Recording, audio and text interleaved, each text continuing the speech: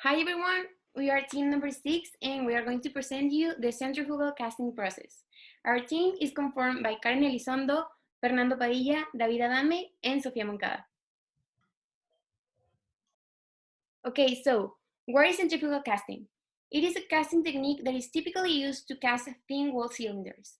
Unlike most other casting techniques, centrifugal casting is chiefly used to manufacture rotationally symmetric stock materials in standard sizes for further machining, rather than shape parts tailored to a particular end use.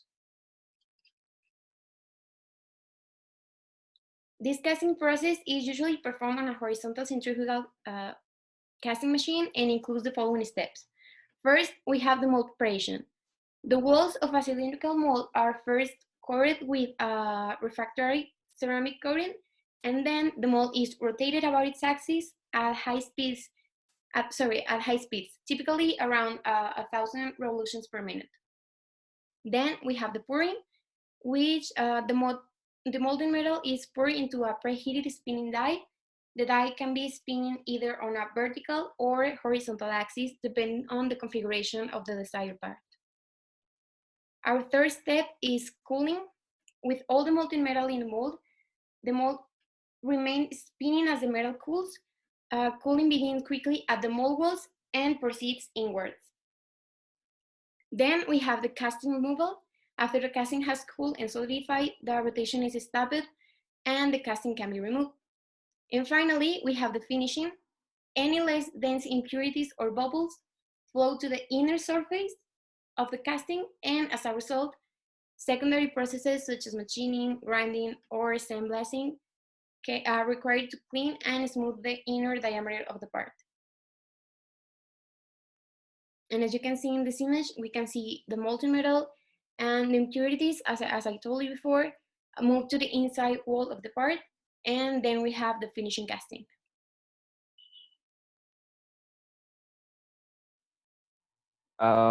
In the history of centrifugal casting is actually recent. The first time the pattern was recorded was in 1809 by a man called Anthony Edward, an Englishman, and he used the horizontal centrifugal casting, but at that time the process wasn't good enough. So it was over 100 years in the beginning of World War One when the horizontal centrifugal casting was considered competitive. Then in 1939, at the beginning of World War II, was when the vertical centrifugal casting started to get recognition. And finally, in the actuality, there are a lot of other types of centrifugal casting, and they are getting recognition because of the advantage that they give you.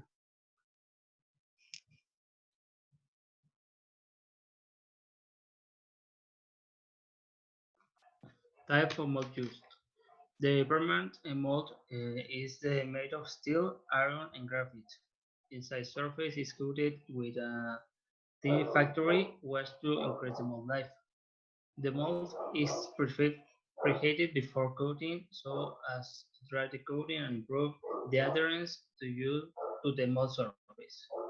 And the other one is ready-made mold that it consists of a steel metal flash aligned with a layer of refractory molded mix. The inside lining is coated with a refractory wash, which is baked until dry and hard.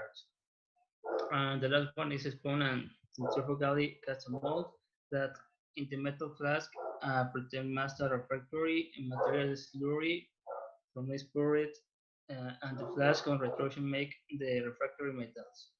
Centrifugate onto the wall of the flask. The rotation is stopped and the liquid portion of the slurry drained off. And it leaves the mold with a refractory coating to be baked until dry before.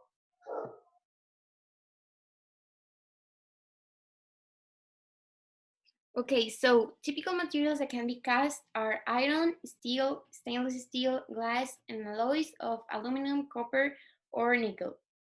We can combine two materials by introducing a second one during the process. And in here we have a piece made of steel, which is the one at the top. The one in the middle is made of aluminum bronze, and the last one is made of iron.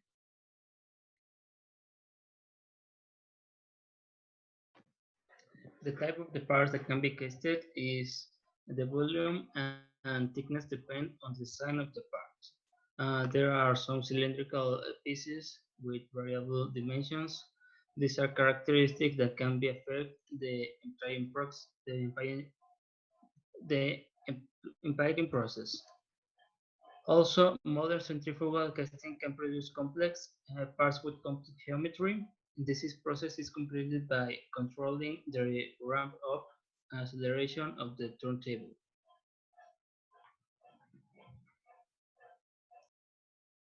Advantages and limitations.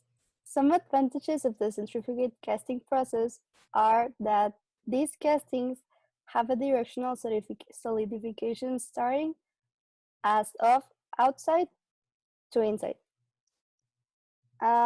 Also, inclusion and impurities are lighter. Gates and risers are not required, and also this process can form very large parts. Has a good mechanical properties and good surface finish and accuracy. But some limitations are that this process is limited to cylindrical parts.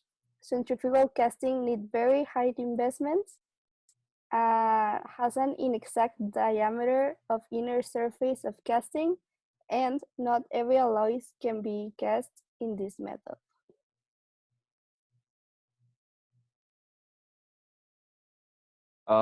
The machinery used for centrifugal casting are big machines. I'm going to show you some images in the next slide. But the two main types, or the ones that are normally used, are the vertical and horizontal centrifugal casting machines. But there are also a lot of other kind of machines, like the mill roll centrifugal casting or the batted, and these are in a nomination of complex centrifugal casting, so they are not normally used. And some brands that produce these machines are Gibson, Century Tech, Naycraft, centrifugal casting machines, and among others. The one in the bottom right is the horizontal centrifugal casting machine. The one in the top right is the valid, and the one in the left is the vertical. So, and yeah, that's it. And some applications or some typical parts made by this process are always axisymmetrical, such as pipes, theory rings, boilers, wheels, pulleys, nozzles, or military products, or jet engine compressor cases. And something that all these products have in common is that they are all cylindrical and hollow.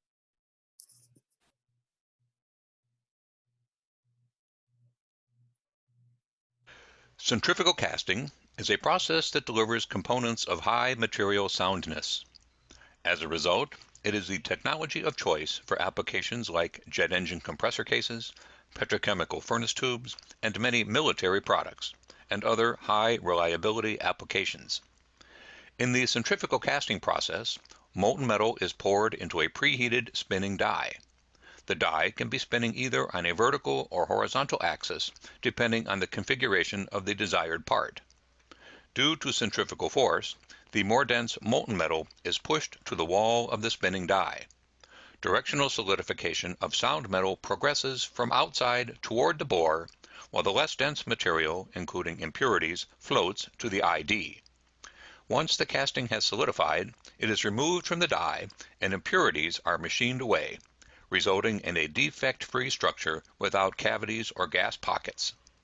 To learn more about the centrifugal casting process, or to determine if it's a good fit for your application, give us a call or go to metaltech.com. Metaltech International, because you demand more than metal.